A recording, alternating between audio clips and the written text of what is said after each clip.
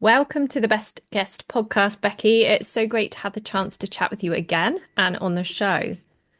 So, can you Oh, talk? Sorry, go on. yeah. No, I was just going to say thank you for having me. I absolutely loved meeting you, having our conversation a couple weeks ago. So I'm really excited to be here and share with your audience. Absolutely. Now, you are a seasoned sales strategist with over 40 years and 80,000 plus hours of sales experience. Wow, that's huge. So, what Hmm. originally drew you to the world of sales and what keeps you passionate about it today? Hmm. Well, that's a great question. I got into sales when I was 19 years old. I went to 1 year of college, realized college wasn't for me. And, when you're 19, you're like, oh, what do I want to do with myself? But as I grew up, I was very shy. I was not an outgoing person. Most people would never have thought I would get into sales, but my stepfather was, and he just had such a great personality. People loved him. He would run into people and they knew him, and I thought, gosh, I love that energy that he has. His customers love him. He knows everybody, and I didn't like being shy, and so I decided I was going to get into sales because that would force me out of my shyness and it would force me to try something that was a little bit uncomfortable for me. And I just loved the idea of bringing value to people, serving people, and helping people. And that was what my vision of sales was connecting a great product with a person that has a need and just building relationships. That's how I got started. I think that's And it brave worked. when you're shy. Yeah, really brave Yeah. move. Yeah. Yeah, I was not good. I mean, I wasn't great at sales, and my first sales job was with a staffing company, and they were very patient. And basically they gave me a list of leads, and my job was to go out and book appointments and hold appointments and convince them why they needed to use us. And I was coachable. I did the work. I showed up. And if you swing the bat enough, you can get some sales. Even if you're not very good, if you swing the bat, you will get some sales. And I would say that was my strategy, swing the bat. And I got some. I did okay. I like that strategy. That's good. Now, Yeah. earlier you were talking to me about the 5 phases that every prospect goes through. Could you share that with our listeners, please? Because it was so interesting. Oh, absolutely. So, at 19, I wasn't great in sales, but when I hit my mid 20s and I got into a straight commission sales job, I decided to invest in myself. And I have been a student of the game, the psychology of selling my whole entire life. I have over 300 personal development books. I've taken courses. And I always tell people in sales, school is never out for the pro. At over 40 years in sales, I'm still learning, I'm still developing, I'm still striving to improve because sales is all about relationship building and about ethical influence. And there's no perfect cookie cutter way to influence people into a decision. You have to build relationships, and there's all these nuances and personalities that go into it. And so, one of the best things that I did when I was in my mid 20s is I invested myself and I took the Dale Carnegie sales course. And that's where I learned so much. I learned what I teach now and the framework of sales and how to lead people to decisions. But one of the things I learned there was that there were 5 phases of every prospect goes through 5 phases in the sales process. And I don't think most people that are selling, most entrepreneurs really think about the psychology of how people get from cold to sold, what are those phases that they're going through. So I'd be happy to share those phases with you and Yes. kind of kind of give your audience an idea of what those are. Brilliant. Thank you. Um, yeah. So the first phase, and it makes sense. Once you hear it, you'll be like, oh, yeah, this totally makes sense. The first phase is awareness. They have to know you exist. If they don't know you exist, obviously they're not going to buy. So we use social media, we get on podcasts, we do YouTube, we do all these things. We maybe cold call, we go to networking events, all to build awareness, to build our brand, to build our influence. So people go, oh, wow, Becky does sales training, and I know who Becky is. So awareness is the first step. Interest is the second step. Once they know you exist, now your job is to pique interest with them. Create interest, uncover interest, pique interest. So they go, wow, I like Becky. She does sales training. She can help me. I might need this. They're not ready to buy, but they kind of have an interest. They think that what you have might solve a problem, might serve them.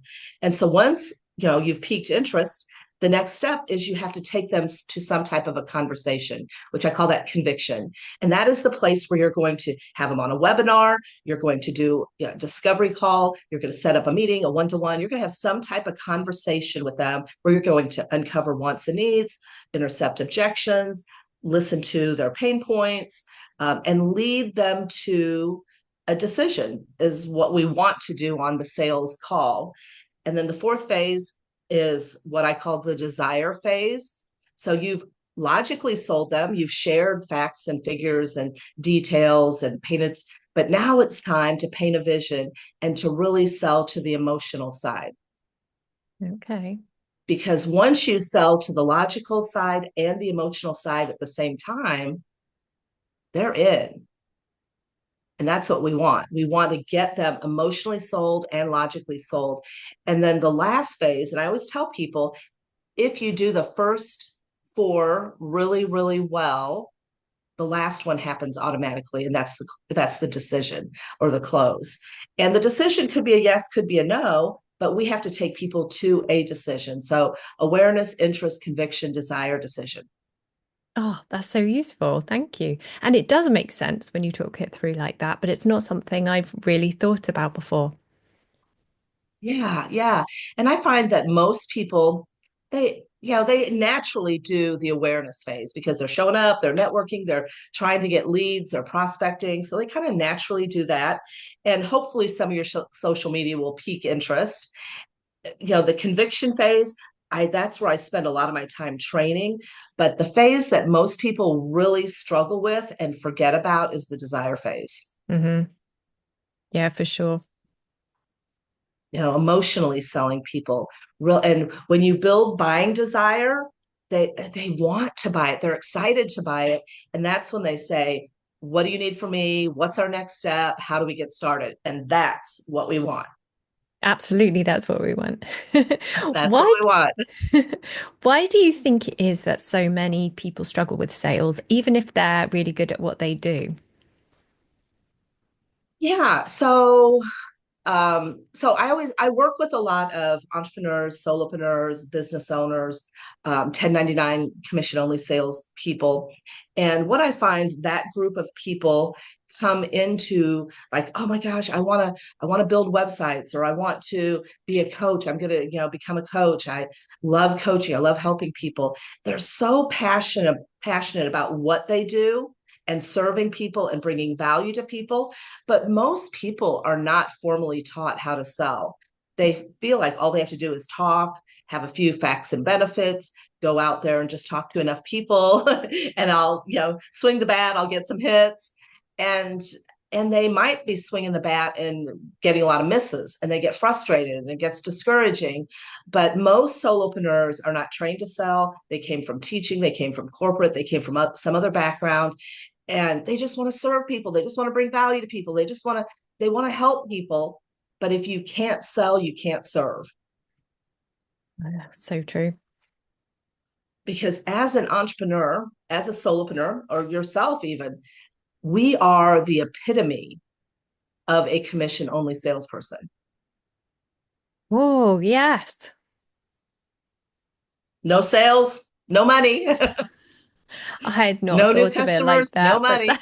that's it, isn't it? In a nutshell. That is it. And people don't stop to think about that. They're just so passionate about, I want to build websites, I want to help someone, I want to, coach people, I want to bring value. Do Their the heart is in thing. the right place. They want to serve people, but they don't. And they think expectations is a huge piece of it. People have an expectation that I'm going to come on a podcast, people are going to hear me, they're going to be messaging me, booking appointments, and ready to buy. or I'm going to put social media post out there. They're going to see it. They're going to fall in love with it. They're going to message me and they're going to be ready to buy. Yep. But nope. So So, yeah, nope.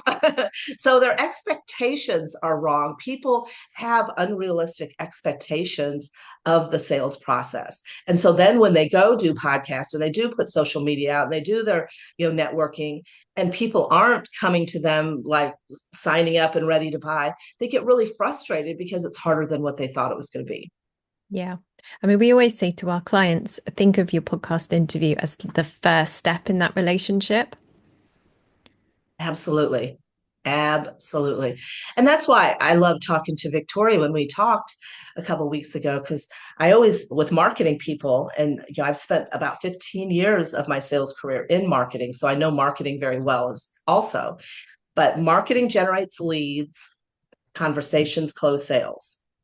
Right. So when you do a podcast, when you do social media, when you do all these awareness things, you're really just generating leads. It's still our job to convert the lead to interest, interest to conversation, conversation to desire and decision. And if we're not doing that and taking them on that journey, that client cold to sold journey, they just get stopped at the top and they don't move on. Absolutely. Yeah. Very, very true. Very good advice. So what are some simple ways to build trust when you're having a sales conversation?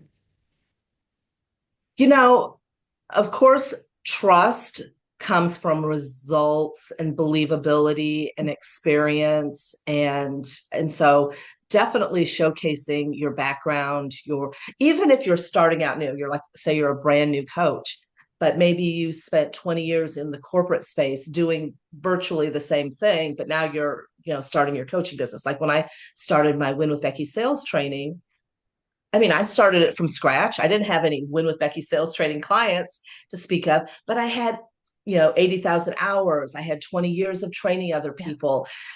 So really showcasing the history of your background and your experience and stories. There's a saying, facts tell, stories sell. Yeah. But if you can share success stories and win, I think that is more valuable than anything else.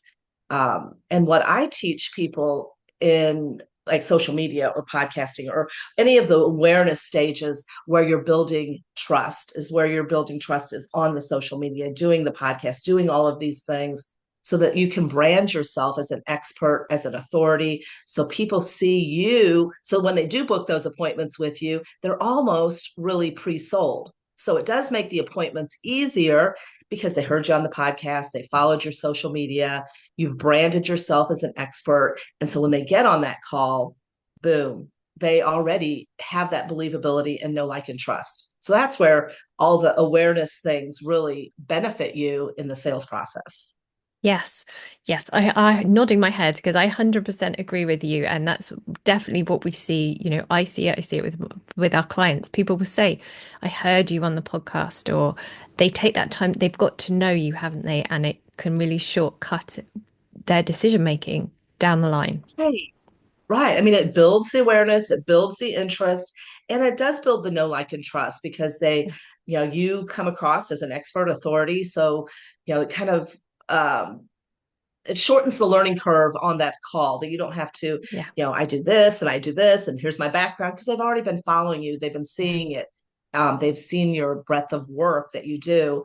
But again, when I started, and if you're brand spanking new to like coaching or building a business, go out and get in the trenches and help people win. Find customers. If you have to give it away, if you have to do it for free. My first month, I had 3 clients that I said, "Hey, I'll coach you for free for 30 days. Will you take advantage of that?" And I found 3 clients to work with, to practice, to test my system, and to get feedback and results and testimonials, because that's really where, I mean, the results is the proof. yeah, People want results, right? yeah. And you've created your own KISS strategy. Is that, can you talk about that? Yes. Absolutely. So I'm a keep it simple type of person. So it was like KISS. We all know the KISS system. Keep it simple. There's several different ways that, but I kind of created my own keep it simple sales strategy. So I put an extra S in there. Okay. But I think there's a lot to sales. There's a lot of nuances to sales. And but there's some basic touch points and things that I feel are really important to do, and language and questions and how to lead questions and how to be a decision facilitator. But I like to keep it really simple, um, understandable. So I teach people not only what to do, but why to do it. What is the psychology of why you're saying it the way I recommend? Because a lot of times what I found is people think words are words, and I can say it this way or I can say it that way. And I find that a lot of people just throw a lot of stuff against the wall and hope they say something that sticks and people go, oh wow, I love that, I need it, sign me up. But what if you had a logical communication strategy that leads people to a decision? It's a game changer. Sounds good to me. And so asking the right question at the right time to get the right answer. And so I wanted it to be really simple, easy to follow, and you could customize it for whatever you sell for any type of sales. But we have these certain touch points, these certain types of questions that we have to ask that build that relationship, that build that trust. And I talk about we need, as salespeople, business builders, we need to be decision facilitators. And most entrepreneurs and salespeople are just having great conversations that go nowhere and are swinging the bat and hoping and hoping they get a Yeah, hit. And 100%. yeah, and I give them a logical framework to follow, and I give them the psychology of why they're going to say it the way they say it. And I don't call it scripts because I want them to internalize the process and make it their own, so it feels natural to them, because I don't want them to go try to remember a script, but to understand why they're saying it this way. But if you can be a decision facilitator, helping your potential clients make small bite-sized decisions, getting them to yes, getting that, oh, that makes sense, yes, I love that, and you get to the end, they close themselves. I mean, that's the beauty, is if you do it right. And I told one of my clients, I have to share the story. One of my early clients, she was a website designer. She really was, her first meeting, she's like, Becky, I have imposter syndrome. I've taken sales training. I'm really nervous. I'm not good at sales. And she goes, she had already bought, she had already committed. She's like, I'm in, I'm going to stick with it. But I just want you to know that I'm having all these like things going on in my head. And I said, listen, if you'll follow my strategy, if you'll follow my framework, I will help you get to the point where your customer will close themselves. You don't have to close them. They will go, how do I buy? What's your next step? What do you need from me? And they'll be ready to buy. And so she said, I'm in, I'll follow your structure. And she did. And she went 6 weeks, held 10 appointments, and closed every single one of them. 10 for Every 10. single one. That's unbelievable. Wow. No one has 100% close No. ratio. That's just, I mean, yeah, someone's good. Well, she had one person, I'll be honest, she had one person that said, I really like it. I love it, but give me 3 months and I'll be ready. And she messaged me, because I do on-demand coaching. And she messaged me and said, hey, what would you do? How would you have handled that? Give me some strategy. And I go, well, I'll tell you, when someone tells me that, I'm assuming that they want 3 months to save some money. Ah, They need some time, and right. what's the most logical reason she needs time is maybe she's paying some things off, and she feels like in Yeah. 3 months she'll have the money to pay for it. I go, what I would do is message her back and say, hey, I've got a solution, I think I've got something I want to run past you, can you hop on a call? And if she hops on a call, you'll know that she's interested. If she goes, oh, no, I'm not, then you'll know she's really not that interested. But if she hops on a call, then this is what you say on the call. And I gave her a strategy of what to say on the call. And she closed her that week. Really? Oh my She did what I told goodness. her to do. Yeah. So it's all in the words, it's all in the psychology, it's all in knowing how to read people and how to lead people to decisions. And most people, it takes a lot of practice. I mean, Yeah. I have been doing this a long time, so I can read the unspoken word as easy as I can the spoken word because I know when they say this is what they really mean. Yes. Yeah. Like, oh, I think about that. Or, yeah, I bet you've heard it Yeah, all. yeah. And that's one of the things I teach is how to intercept objections before you get them. Everyone's Right. coming to you with objections. I mean, that's just natural. Yeah. Concerns. They're not, if they didn't have some objections, they would just be coming with their credit card in hand saying, "Here you go, sign me up." For But they sure. have some things they need to work through. Is this a fit? Do I like it? Do I trust this person? Will this work? Is this a good investment? And so through the sales process, our job is to address all those concerns, take them away before we get them. So you've mentioned that you offer coaching and you have a program. I just wondered if you could talk about how people can work with you. Yeah. So I do, of course, I do one-on-one coaching and I love one-on-one coaching. I did about 6, 8 months ago start doing small group coaching. And I have to say, I absolutely love the small group coaching, almost better than the one-on-one. I don't know, there's a certain energy about learning with people and collaborating and it keeps me on track because everyone's at different places. So I'm very logically going through the whole system. And sometimes when you do one-on-one coaching, you kind of get stuck in one area that they're really struggling. And so this keeps me on track. But the group coaching also gives them opportunities to network with other people. And I find that they get a lot of clients, that there's a lot of Ah, people that are doing business with each other because they're hearing, because we do a lot of role playing, a lot of practice. And that's what people need. They need the strategy and they need the practice on how to do it and how to say it. yeah. And so my group coaching is kind of a hybrid because there's some one-on-one and 6 weeks of group coaching, and then they get 2 to 3 one-on-one sessions with me as well. And then I have some courses, and I have a lot of video trainings that I do as well. So and I have to say, um, the thing I love about my program is one, it works. I mean, it absolutely works. Results happen. If For any of your listeners, go to my LinkedIn, connect with me on LinkedIn, go to my recommendations at the bottom and read my recommendations. I've had so many great results for my clients. But my price point, I am not trying to break the bank. I'm trying to solve problems and help people win.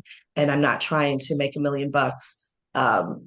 I don't want anyone to say to me they can't afford sales training because it was such an impact on me. It took me from, getting by to winning cars and trips and salesperson of the year, rookie of the year, promotions. Just learning the fundamentals makes such a huge difference. Yeah. And once you learn this skill, once you learn this, it's yours forever. You can take it whatever you sell, whatever business you're in. Once you have this framework, it is yours forever. Yeah, I definitely think it's skills that entrepreneurs need to spend some time investing in and learning because it's like you said at the beginning, you want to do your business because you're passionate about sharing that, but if you can't sell it, then you can't help anyone. So that's really Absolutely. valuable, all the things that you're doing, and I'll definitely make sure that I link with them in in the show notes at the end. Yeah, yeah, absolutely. So, for listeners who want to start improving their close rates, like as of today, what would be the first thing you think they should focus on? Mm-hmm. You know, so I always say, and I just did a TikTok on it, the close starts with a really good opening. Ah, And so one of the things I teach, and I have a manual, it's a 40-page manual, and it's called Getting to Yes, the Roadmap to the Close. And I outline cold to sold, how to take someone from awareness that they just saw you, they just found you, they just connected with you on LinkedIn or you met them at a networking, how to take them from awareness to sign up and all points in between and how to logically take people through that journey. And but when you have that call and you're so on the call, that's where you could potentially close them is in that conviction phase. And one of the things I teach is how to set a dynamic and amazing buying atmosphere. And I would say 90% of the entrepreneurs, salespeople out there are not setting a buying atmosphere at all. Right. And setting a buying atmosphere is, it takes 5 minutes to do. It's really short, it's really simple, it's really easy. But basically, you're telling your prospect when you sit down, first you're thanking them, but you're saying, hey, what we're going to do today, it's like setting an agenda. What we're going to do today is I want to learn about you. I want to ask you some questions. I want to see where you're at, what's working, what's not working. So you're the doctor. You have to diagnose, right? And the Okay. only way you diagnose is ask questions. So you let them know, we're going to ask some questions. I want to learn about you. I want to give you some tips and strategies today. I want to give you some ideas of some different directions we can go. And then lastly, I'm going to share some of my programs going forward and see which of those might make the most sense. And then ask the question, is that cool? Get their permission. You've kind of mapped out what you're going to do. And when you do that, you are setting up that call to flow in the proper way that it needs to flow. And now they know at the end, they're going to be making a decision. Okay. That's really good. I wouldn't have thought of focusing on the open. The open sets up your close. So, Fantastic. yeah, yeah. And little tweaks and adjustments along the way to how they're, you know, selling and presenting. I One of the things I teach is I always say questions are the answer, and how to ask the right question at the right time to get the right answer. The When I was newer in sales, asking questions kind of scared me a little bit because I was afraid of releasing my power. Like, what direction are they going to take me on if I ask a question? Maybe I Yeah. won't have an answer. I just felt I was losing control if I asked questions because it might go in any direction. But what I found is the person that asks the questions leads the conversation. Ah, okay. And you can't sell unless you get certain intel from them. And they're open enough and confident enough to share where they're at, what's going on, what they like, what they don't like, what their what their pain point is. And if you can't get them talking about all that, you will not be able to sell them. Yes. Oh my goodness, that's so good. And now you have a generous offer for our listeners, a free resource called Over 50 Ways to Attract More Clients and Leads, I believe. Yes, yes, yes, absolutely. So yeah, so I would say if anyone's listened and they are like, wow, I really like that awareness, she's nice, I like her, interest, I think she might be able to help me. And you want to have some more skill, you want to have a conversation. Two things. Yes, I have a prospecting tool, over 50 different ways to attract more leads and clients. I find a lot of people just use one or two. They get really Yeah, consistently 50 is a just using lot. one or two. There's Try something new. And some really good, and then I also give you the video on how to implement some of those ways. So I Oh, don't just say, go to the chamber. I'll teach you. I use chamber directories, and I have a whole oh, strategy how to reach out to people through chamber directories and oh what my to say when goodness. you do reach out to them. So you can get the videos and the PDF. But the other thing I would love to offer is I do a free 45-minute sales strategy session. There's no cost, no obligation. First off, I love meeting people. I love hearing what they're building. I love talking to other sales professionals and business builders. So if they want to book a free one-to-one sales, I call it the Getting to Yes sales strategy session. They are more than welcome to book that and pick my brain, and we'll talk sales strategy. And yes, I will set a buying atmosphere, and yes, we will have conversation, but you'll also meet someone that is a connector and a promoter and a referral partner, and I love connecting with other people. So I'd love to offer that as well. Fantastic. Where should listeners go to connect with you? Well, they can find me on LinkedIn, of course, Becky Right. Davidson on LinkedIn. I also have a website, winwithbecky.com. They can go there. And I have a Facebook group called Empowered Entrepreneurs Sell More. If they go into my Facebook group, which is a really collaborative community, if they go into that group, they can opt in right there, and it'll send out the email, the PDF, and it will also notify me if they're interested in booking a one-to-one also.